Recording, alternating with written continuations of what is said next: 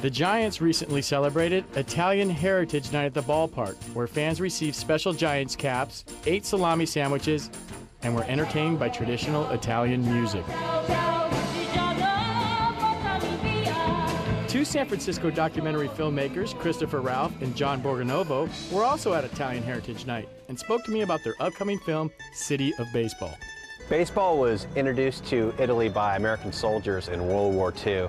The American Army invaded a small town called Nettuno, south of Rome, in January 1944. After a long battle, the American Army decided to build a cemetery in Nettuno. A man by the name of Colonel Charles Butte was the officer in charge of building the cemetery.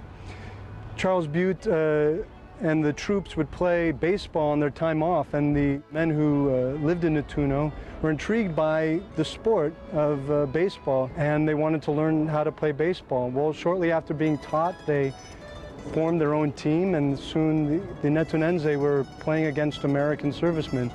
That was the root of an Italian league that exists to this day. In the 1950s, Joe DiMaggio was vacationing in Italy when he encountered some baseball fans from Nettuno. In Rome, which is just about an hour from Nettuno, some of the Nettunense said, "Hey, we play baseball in Nettuno an hour from here. Come visit us." Joe DiMaggio was there in nice slacks and nice dress shoes. But they convinced him to pick up a bat, step in. The Nettunese pitcher that day was the great Taliboschi, who looked like he stepped off a pirate ship. Taliboschi threw his first pitch, and DiMaggio swung and missed it. And the Italians just went nuts. Apparently, DiMaggio didn't take the swing and miss too well. He took off his jacket, and the Italians all describe him rolling up his sleeves carefully, placing down his jacket, and then picking up the bat and motioning Taliboschi to bring one. And Taliboschi brought one in, and DiMaggio swung, hit one, cleared the wall.